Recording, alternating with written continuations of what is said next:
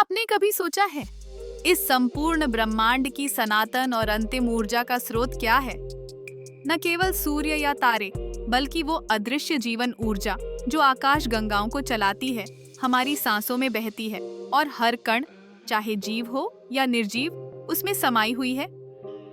आज का सत्संग इसी गूढ़ रहस्य पर केंद्रित है। ये शक्ति आती कहाँ से है? कैसे यह करोड़ों वर्षों से सृष्टि को जीवित रखे हुए है?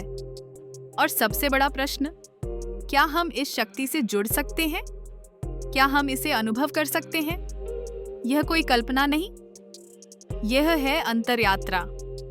अंधकार और प्रकाश से लेकर चेतना और ब्रह्म तक का अद्भुत सफर। बस जुड़े रहिए, क्योंकि सत्य बाहर नहीं, आपके भीतर की श्वासों में छुपा है। चलिए आरंभ करते हैं। आज का सत्संग अस्तित्व में ब्रह्मांड की ऊर्जा का शाश्वत परम सूत्र क्या है। अगर इंग्लिश भाषा में कहा जाए तो इसका अनुवाद है ever lasting ultimate source of energy of universe in the existence.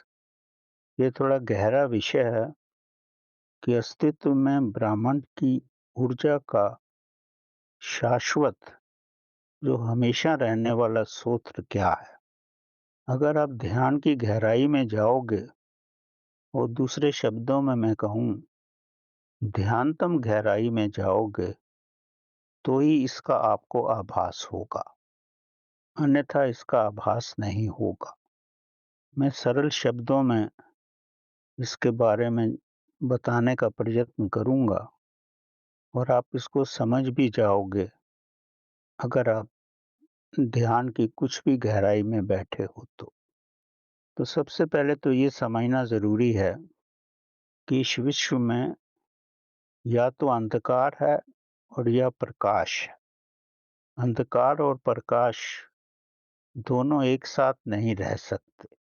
प्रकाश आता है तो अंधकार लुप्त हो जाता है।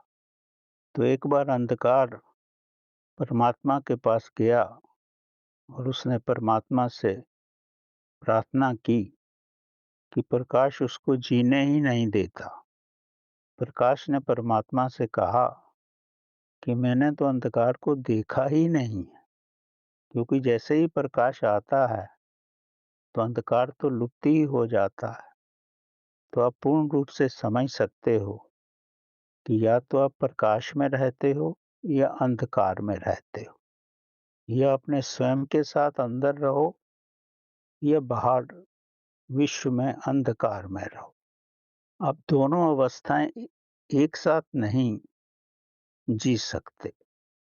एक समय में एक ही अवस्था आती है। तो जब आप प्रभु के साथ हो तो संसार की समस्त समस्याओं को छोड़ दो, और जब संसार के साथ हो तो संसार की समस्याओं को ही सुलझाने का प्रयत्न करो।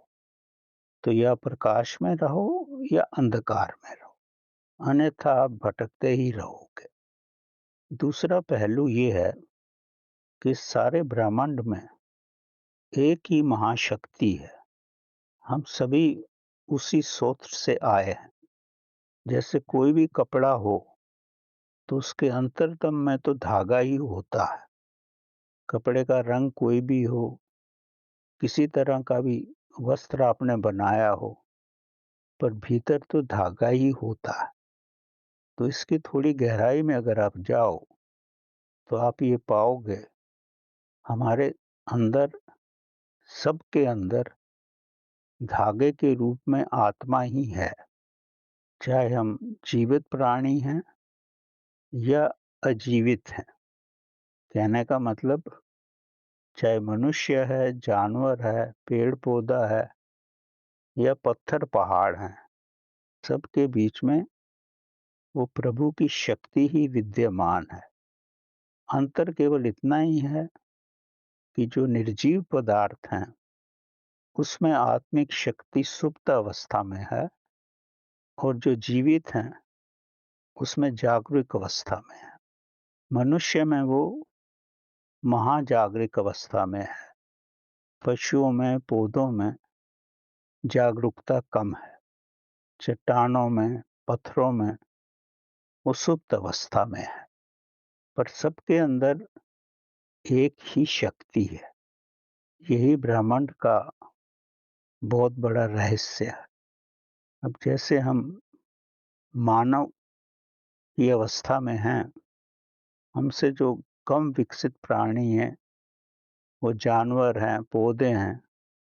तो अगर हमको स्वयं को विकसित करना है, क्योंकि हम आधुनिक समय में मध्य में हैं।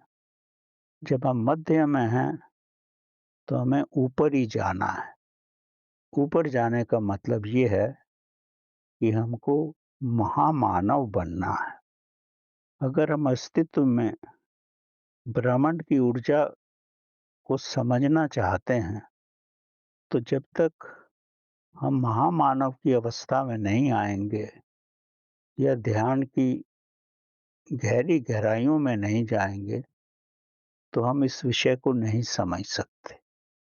जब तक वास्तव में हम महामानव ना बन जाएं, तो तब तक हम इसका आभास नहीं कर सकते। अपनी आधुनिक अवस्था में इसको जानने की कोशिश कर सकते हैं, लेकिन वैज्ञानिक रूप से इसको प्रत्यक्ष नहीं कर सकते। अगर आप इस ब्रह्मांड को का अध्ययन करें, तो ये इतना विशाल है। इसमें अनगिनत तारे हैं, अनगिनत ग्रह हैं, प्लैनेट्स हैं, सब कुछ अंतहीन है। अगर आप छोटे से ग्रह को भी देखें और अपने मन के अंदर इमेजिन करें, तो उसके अंदर आप क्या पाएंगे? पत्थर होंगी, चट्टानें होंगी, कहीं पर पानी हो सकता है, कुछ भी हो सकता है। पर आप ये तो अनुभव कर ही सकते हो कि पत्थर, चट्टानें भिन्न-भिन्न प्रकार की होंगी। अगर आप एक चट्टान का भी रूप देखो, चट्टान भी छोटे-छोटे परमाणुओं से मिलके ही तो बनी है। छोटे-छोटे अणुओं से तो मिलके बनी है। जैसे हमारा शरीर छोटी-छोटी कोशिकाओं से मिलके बना है, वैसे पत्थर भी छोटे-छोटे परमाणुओं से मिलके बना है। और अगर आप परमाणु का अध्ययन करो, छोटे से परमाणु को जो हम अपने नेत्रों से नहीं देख सकते, उसमें न्यूट्रॉन होता है, प्रोटॉन्स होते हैं और इलेक्ट्रॉन्स होते हैं। इलेक्ट्रॉन्स अपने ऑर्बिट्स में घूमते रहते हैं और इस तरह के करोड़ों-करोड़ों परमाणु हैं, एक चट्टान में भी। जब वो एक ही अवस्था में घूमते रहते हैं, इलेक्ट्रॉन्स, तो एक अवस्था ऐसी आती है, वो अपना ऑर्बिट चेंज कर देते हैं। जैसे हम जीवित प्राणी हैं, हमारे अंदर भी इलेक्ट्रॉन्स हैं, वो दूसरे रूप में हैं। कोशिकाओं का की स्थिति थोड़ी अलग है, पर है तो सब वही ना। और हमारी भी एक शेल्फ लाइफ है। हम 80 साल जी सकते हैं, 90 जी सकते हैं, 100 साल जी सकते हैं, 120 मैक्सिमम जी सकते हैं। फिर उसके बाद हमारे अंदर जो आत्मा होती है, वो हमारे शरीर को त्याग देती और हम मृत घोषित किए जाते हैं। इसी तरह जो पत्थर हैं, चट्टानें हैं, उनमें भी एक सुप्त अवस्था में आत्मा होती है। उनका भी एक जीवन काल है। वो मिलियन और बिलियंस ऑफ ईयर भी हो सकता है, जिसका कोई अंत नहीं है। आप मन की गहराइयों में सोच सकते हो कि उनका भी एक जीवन है। जैसे हमारे सामने सूर्य है, वैज्ञानिक रूप में ये स्पष्ट किया जा चुका है कि सूर्य की लाइफ लाखों साल है, लेकिन अब धीरे-धीरे इस अवस्था में आ चुकी है कि कुछ हज़ारों साल में सूर्य भी अपना प्रकाश देना समाप्त कर देगा। तो हर एक की एक अवस्था है। इसी तरह जो भी मेटल है, पत्थर है, चट्टान है, उनका भी एक जीवन काल है। ये आपको थोड़ा अपनी इमेजिनेशन में लाना पड़ेगा कि उनका जो एक परमाणु है, उसके जो इलेक्ट्रॉन्स हैं, जो कि घूम रहे हैं, कई सालों के बाद जब वो अपना ऑर्बिट चेंज करते हैं, तो एक अवस्था ऐसी आ सकती है, वो इलेक्ट्रॉन उस छोटे से परमाणु के बाहर हो जाएँ। जब इस तरह बहुत सारे परमाणुओं से इलेक्ट्रॉन्स बाहर होने की कोशिश करेंगे, तो एक धारा के रूप में, लाइफ फोर्स के रूप में अपनी चट्टान और पत्थर रूपी घर को छोड़ सकते हैं। ये सब इमेजिनेशन है कि आपको ऊर्जा का रहस्य समझाने के लिए कर रहा हूँ मैं। जब ये लाइफ फोर्स के रूप में पत्थर और चट्टान से बाहर निकलते हैं, तो वो ब्रह्मांड में आ जाते हैं। तो ब्रह्मांड में कुछ तो एब्ज़ॉर्ब हो जाते हैं और कुछ ब्रह्मांड में विस्तृत होने लगते हैं। आप सोच सकते हो कितने billions and billions of electrons ब्रह्मांड में फैलते रहेंगे और जब चट्टान या पत्थर से वो निकल जाएंगे, तो एक अवस्था ऐसी आ जाएगी कि पत्थर भी क्रैक होने लगेगा, क्योंकि उसकी लाइफ फोर्स निकल गई। उसकी अवधि नहीं कही जा सकती, लाखों करोड़ों साल हो सकती है। जब इस तरह किसी भी ग्रह से लाइफ फोर्स निकल जाती है, तो वो ग्रह छोटे-छोटे टुकड़ों में बँट जाता है और विलीन हो जाता है। जैसे मनुष्य की डेथ होती है, वैसे ही ग्रह की भी डेथ होती है। बट उसकी जो एनर्जी है, वो ब्रह्मांड में आ गई और ब्रह्मांड में उसकी एनर्जी का विस्तार होने लगा। आप सोच सकते हो लाखों करोड़ों ग्रह हैं, तारे हैं, तो सबसे धीरे-धीरे करोड़ों सालों में ये एनर्जी ब्रह्मांड में आ जाती है। जब अपने ग्रह में भी थे, तभी भी ये खुद ही चलते थे, खुद ही घूमते थे। ब्रह्मांड में आकर भी उनको किसी ऊर्जा की आवश्यकता नहीं होती, वैसे ही अपना विस्तार करते रहते हैं। और इसी को हम ब्रह्मांड की शक्ति का रूप देते हैं। जब ब्रह्मांड में ये इलेक्ट्रॉन्स घूमते हैं, तो किसी से इनका टकराव नहीं होता और इनके घूमने मात्र से ही एक बड़ी ही मधुर ध्वनि पैदा होती है, जिसको हम अनंत नाद कहते हैं। नासा में इस ध्वनि को सुना गया है।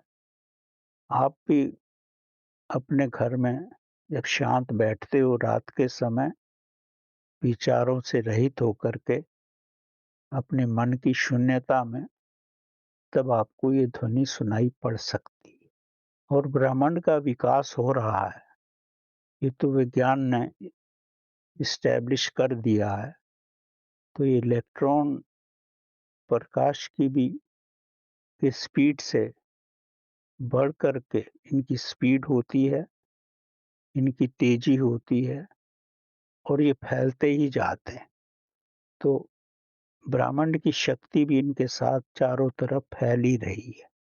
इसमें कुछ स्टार विलीन होते हैं, कुछ पैदा होते हैं। ये सब कुछ प्रमाणित किया जा चुका है।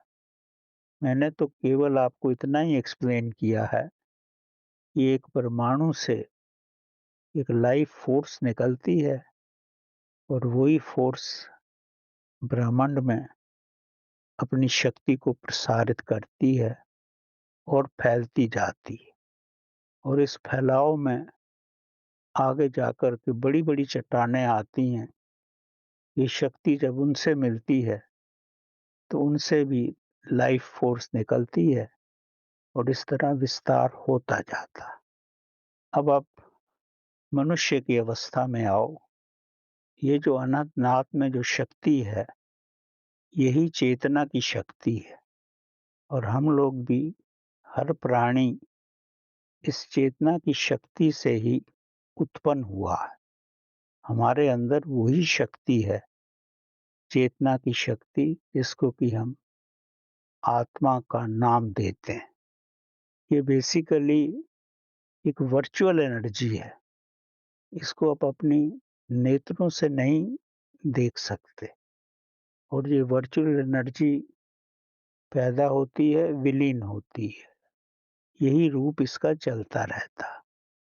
अब परमात्मा ने इसको और क्या-क्या रूप दिए हैं, वो समझ से बाहर की बातें हैं। पर आत्मा के रूप में यही शक्ति मनुष्य के अंदर आती है। हमारी हर कोशिकाओं में यही शक्ति रहती है और हम आध्यात्मिक साधना से, क्रिया योगा से, श्वासों की पद्धति से, मंत्र जाप से इस शक्ति का विकास करते हैं और धीरे-धीरे इस शक्ति का ऐसा विकास हो जाता है, ये हमारे थर्ड आई सेंटर में, अंजना चक्रा में भी पहुँचती है। वहाँ पर इसका विकास होता है और धीरे-धीरे जब इसका विकास बहुत ज़्यादा हो जाता है, तो हमारे एपेक्स सेंटर से, सहस्रारा चक्र से ये ब्रह्मांड में विलीन होती है। जब ये शक्ति ब्रह्मांड में विलीन होती है, तो उसी स्रोत से मिलती है जिस स्रोत से ये निकली है। जब उससे उस स्रोत से मिलती है ये, तो हम इतने शांत हो जाते हैं, जैसे हम अपने घर में पहुँच गए हों। इसी को समाधि की अवस्था कहा जाता है। समाधि की अवस्था से मानव अपनी चेतना की अवस्था में आता है और फिर ब्रह्मांड की शक्ति से मिलकर के समाधि की अवस्था में चला जाता है। अब कोई भी जो शक्ति होती है, बेसिकली या तो ये स्वर का रूप होती है, धीमे-धीमे स्वर का रूप होती है, या इसमें विद्युत धारा का रूप भी होती है और विद्युत धारा आप अपने स्पाइनल कॉर्ड में महसूस कर सकते हैं। जब ये शक्ति ब्रह्मांड में जाती है, मानव की शक्ति, और वहाँ तो ब्रह्मांड की शक्ति है ही, और इस तरह के विभिन्न प्रकार की शक्तियों से मिल कर के एक महाप्रकाश पैदा होता है। यही ब्रह्मांड का प्रकाश है और मानव चेतना जब वहाँ से फिर मानव में आती है, तो मानव वो ही नहीं रहता जब उसकी चेतना उसको छोड़ के गई थी।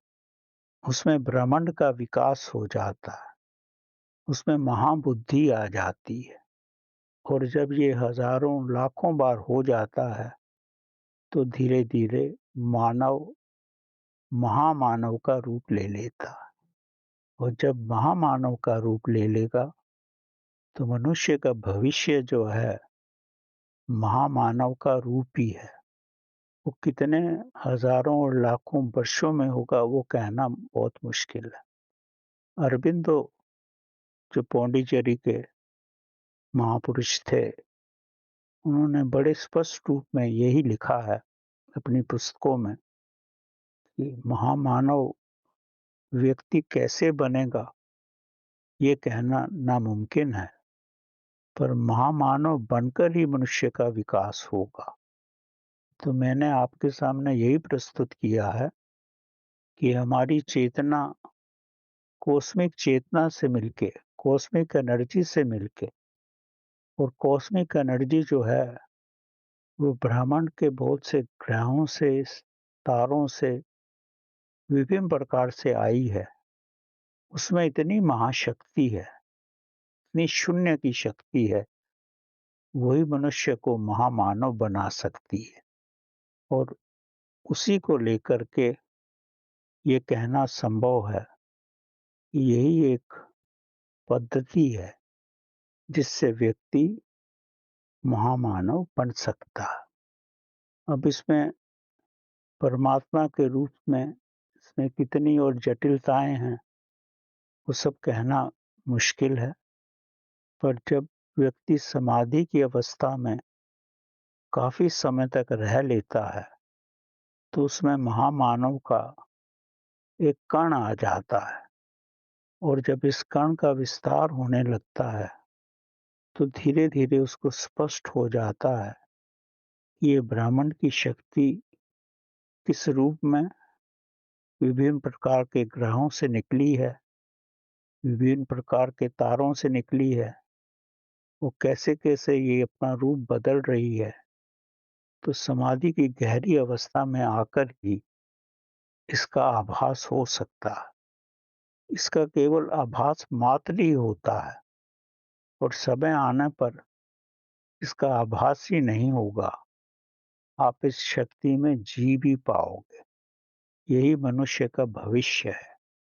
जब एक अजीविक परमाणु में इतनी शक्ति होती है, परमाणु बम बनकर के कितना विनाश कर सकता है, तो ये तो चेतना की महाशक्ति है जो ब्रह्मांड से आई है। तो इससे तो अंतहीन विकास पॉसिबल है, मुमकिन है, पर वो कैसे होगा ये कहना बड़ा कठिन है। और ब्रह्मांड की शक्ति का विस्तार होता ही रहेगा, क्योंकि ये विभिन्न प्रकार के ग्रहों से आती है, विभिन्न प्रकार के तारों से आती है, और एक बार आ जाए तो इसका स्वयं ही चलायमान होता रहता। अब हम मानव अवस्था में अगर आए, तो हम अपने जीवन में अलग अलग पदार्थों का, मटेरियल्स का प्रयोग करते हैं। कोई भी अगर हम मशीन बनाते हैं, उसमें विभिन्न प्रकार के यंत्र लगते हैं, और जो भी यंत्र लगता है उसमें होता तो मेटल ही है, चाहे उसका रूप अलग अलग हो। अब जो मेटल उसमें लगता है, उसमें भी अचेतन रूप से आत्मा रहती है। और जैसे मैंने बताया, उसमें भी परमाणु रहते हैं, और एक एक परमाणु में कितने ही इलेक्ट्रॉन्स होते हैं। अगर कई हजारों साल में जो आप उसको इस्तेमाल करते रहते हैं, कब उसकी लाइफ फोर्स बन कर के उस मेटेलिक पार्ट से निकल जाए, ये कहना नामुमकिन है। जब लाइफ फोर्स किसी भी मेटेलिक पार्ट से निकल जाती है, तो वो पार्ट आध्यात्मिक रूप से मृत हो जाता है। क्योंकि जैसे हमारी लाइफ है, वैसे ही हर पदार्थ की भी लाइफ है, उसका जीवन है, और जब उससे लाइफ फोर्स निकल जाएगी, वो कैसे कार्य करना बंद कर देगा, ये कहना बड़ा मुश्किल है। तभी आप अपने घरों में देखते हैं, कभी आपका पंखा खराब हो जाता है, कभी मिक्सी खराब हो जाती है, या और जो भी आप भिन्न-भिन्न प्रकार के यंत्र प्रयोग में लाते हैं, वो खराब होते ही रहते हैं। कई बार आपको आप ठीक करवा लेते हो, और कभी-कभी जब ठीक करवाने जाते हो, तो मैकेनिक बोलता है सब तो ठीक है, कुछ प्रॉब्लम तो नहीं दिख रही है, पर वो बोलता है काम तो कुछ नहीं कर रहा। ये जब अवस्था आती है, इसका कोई उत्तर नहीं होता। इसका जो उत्तर है, बड़ी रेयर अवस्था में आध्यात्मिक रूप में ही दिया जाता है, जो कि मैंने आपको बताया कि जो मेटल की शेल्फ लाइफ है, उसमें लाइफ फोर्स जब निकलती है, तो वो डेड हो जाता है। वो मशीन में तो लगा रहता है, लेकिन जो उससे कार्य होना था, वो कार्य नहीं होता। कैसे नहीं होता, क्या नहीं होता, वो मैं नहीं कह सकता। पर मिस्टिक रूप से इसको ऐसा ही समझा गया है। उस मेटल को रिप्लेस किया जाता है, और आपकी मशीन फिर से काम करने लगती है। अब इससे ज़्यादा गहराई में तो ना विज्ञान गया है, ना हमारी सोच ही गई है।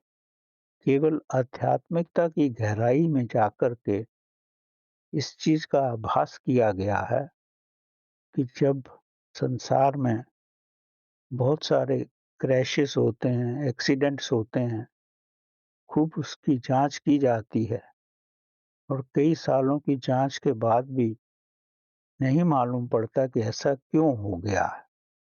वो किसी भी अवस्था में हो सकता है, ये कहना नामुमकिन है, पर ये होना स्वाभाविक है, क्योंकि आत्मिक रूप से जैसे मनुष्य की का जीवन है, वैसे ही हर पदार्थ का जीवन है।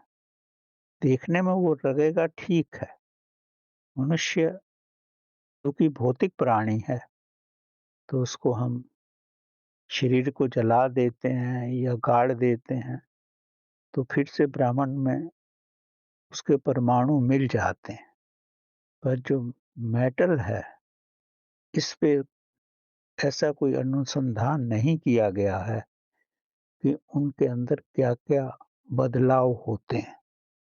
लेकिन ये तो हमारे अनुभव में आया है कि बहुत सारे क्रैशेस होते हैं या एक्सीडेंट होते हैं, जिसका कारण हम नहीं जान सकते और जब पूर्ण रूप से कारण ना जाना जा सके, तो उसमें आध्यात्मिकता ही हमारे समक्ष आती है और इसका प्रमाण यही है, उसमें लाइफ फ़ोर्स निकल जाती है, पर इसको प्रमाणित नहीं किया जा सकता।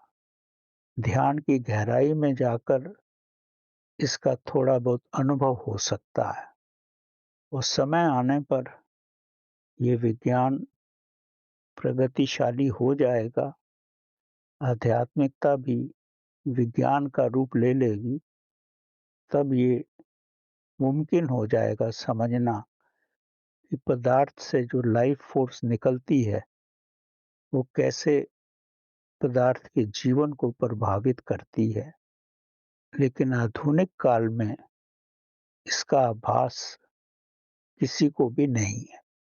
अब ऐसा होता है, या तो मनुष्य अंधकार में रहता है या प्रकाश में रहता है। अंधकार में रहना हर एक को बड़ा सुखदायी लगता है। उसमें व्यक्ति रहता है, जीता है, पर प्रकाश का अनुभव नहीं करता। पर व्यक्ति ये सोचता है कि जैसा मेरे साथ प्रॉब्लम होती है, मेरे को मुश्किलें आती हैं, वैसे महावीर को भी मुश्किल आई, महात्मा बुद्ध को भी ऐसा हुआ, रमन महर्षि जी के साथ भी हुआ, रामकृष्ण भगवान के साथ भी हुआ। कुछ बीमारियों से मरे, कुछ कैंसर से मरे। तो ऐसा क्यों होता है?